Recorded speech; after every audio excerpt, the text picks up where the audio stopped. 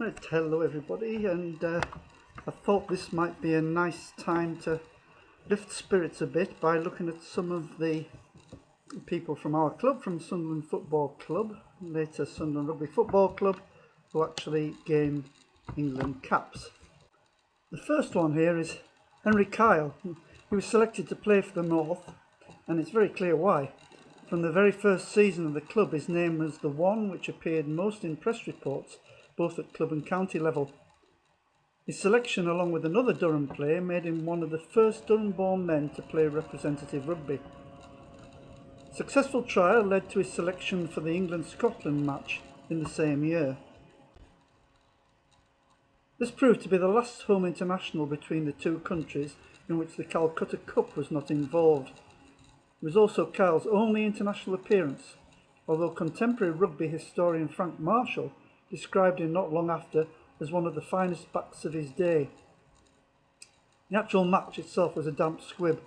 Played at the Oval in March, it ended pointless. Kyle played at fullback, and accompanying him in the backs was the famous Lancashire and England cricketer A.N. Monkey Hornby. Charles Elliott. His career developed a little later than Henry Kyle's, and he had a good trial and was selected to play for England against Wales at Blackheath during the 1885-6 season.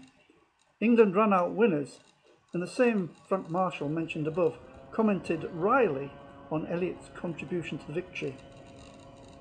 In the Welsh match, he especially distinguished himself by a foolish piece of play which luckily proved to be the winning point of the match. Following hard up, he caught the ball from a bad screw kick of the Welsh fullback and made his mark, instead of going for the try. Now, that style of play may win applause in Durham, but it met with emphatic and forcible expression of disapproval from the England captain and the finished players of the South. Stoddart took the place kick and scored a goal, so the laugh at the finish was on Elliott's side. Again, we're allowed an insight into the way the game was played, and when making a mark and taking a pot at goal was an accepted way of scoring, if not regarded as the manly thing to do. One's reminded here of the way modern crowds treat the taking of the occasional penalty kick when the ball could have been run.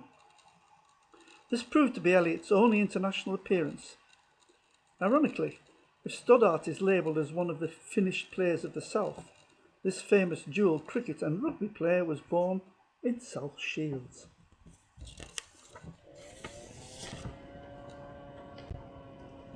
During the period from 1887 to 1914, there were 4 players with strong Sunderland links who featured English sides. The first was Francis Oswald Poole, who was born in 1870. He was the son of a clergyman, born at East Rainton, which is between Sunderland and the city of Durham. By 1881, he was living with his parents in Cheltenham. Between 87 and 89, while still a teenager, he was featuring in the Sunderland First 15. He then moved on to Oxford University, and he was there when he gained 3 caps, playing in all the home internationals during the 1895 season. That's Wales, Ireland and Scotland.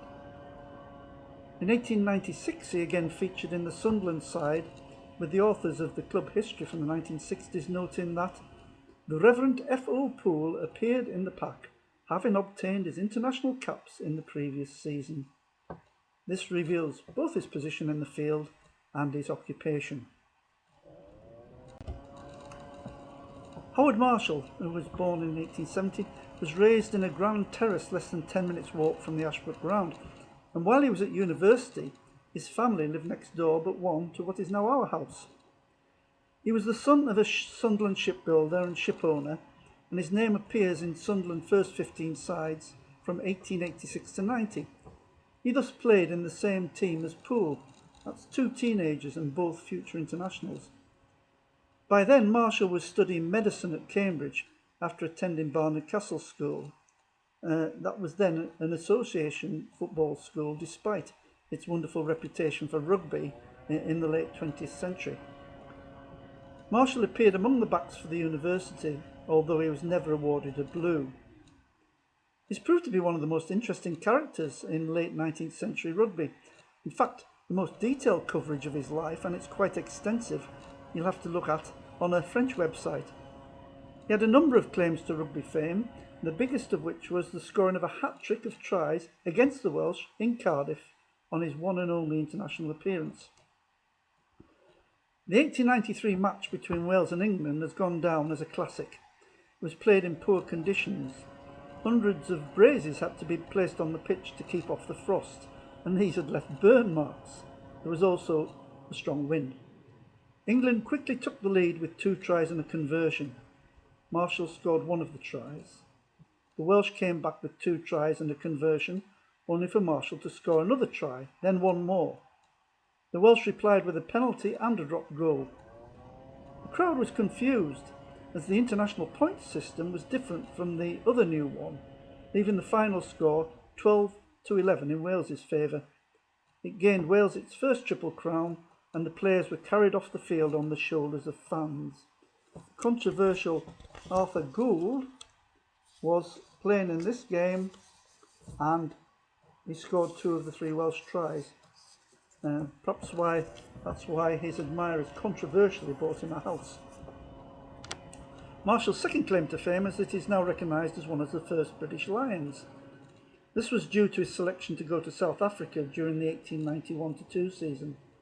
The Lions played 17 regional and invitational sides and 3 test matches. Marshall featured in 11 games, including 2 tests.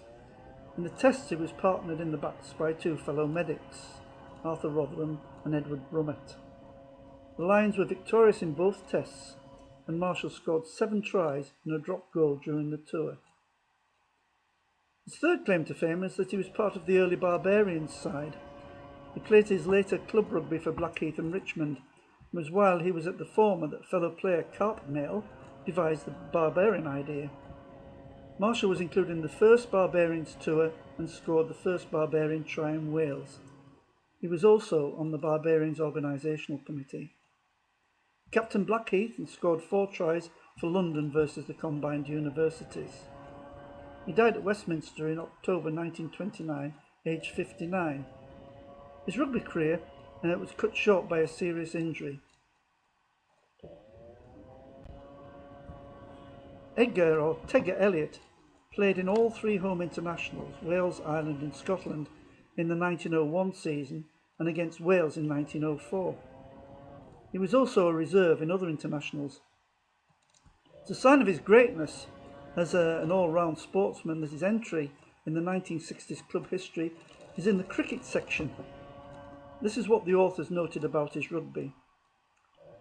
His greatest achievement in rugby football were concentrated into a shorter period, 1896 to 1903, during which he played 29 matches for the county, including 2 championship finals, scoring 20 tries and 3 goals. Originally a right-wing 3-quarter, his reputation was gained on the opposing flank. Norman Cox was also in the backs with Elliott in the 1901 game against Scotland, a great achievement for the club. The international recognition of both players was recorded in the club minutes, and it's of interest to note that both men, though only in their early 20s, were on the club committee at the time their caps were awarded. In fact, Cox was chairman and had to sign off the minutes containing his own congratulatory note. He was a natural centre who could play on the wing, and he played in 28 county championship matches, including 5 finals.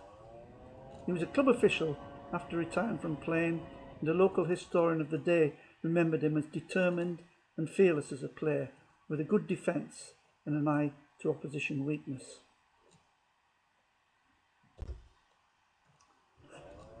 To many lovers of rugby, selection of a player for the international Barbarian side carries a kudos rivaling that of an international call, mainly because of that side's dedication to running rugby. A number of Sunderland players made appearances for the Barbarians during the period. Poole, the rugby playing reverend, played 7 times, and Marshall appeared 3 times. Elliott, Tegger, turned out 9 times. His brother Harry partnered him on 2 occasions before he returned to work abroad. 2 years earlier, Norman Cox had been Tegger's partner, also on 2 occasions. Tom Crowe made 2 appearances in 1891-2. as did Tom Parker. There's a photograph of the 1891 Barbarians with two Sunderland players seated side by side at the front. Crow's name appears on the programme for the very first Barbarians match, guesting for Hartlepool Rovers. In one copy, however, his name's been scratched out and replaced by another's, so it would seem that he didn't actually play.